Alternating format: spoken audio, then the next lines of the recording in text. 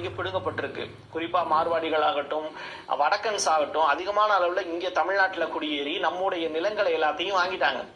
இன்னமும் நீங்க சென்னையில ஆந்திரா பக்கம், ஆந்திராவினுடைய எல்லையோரங்கள்ல எல்லாத்துலயும் பாத்தீங்கன்னா அதிகமான அளவுல வடக்கன்ஸ் குடிபுக ஆரம்பிச்சிட்டாங்க. சின்ன சின்ன குக்கிராமங்கள்ல கூட ஃபாஸ்ட் ஃபுட்டுக்குன்னு சொல்லிட்டு உங்களுக்கு உங்க ஏரியால ஒரு கடை இருக்குன்னா அதுல வடக்கன்ஸ் உட்கார்ந்துருப்பாங்க.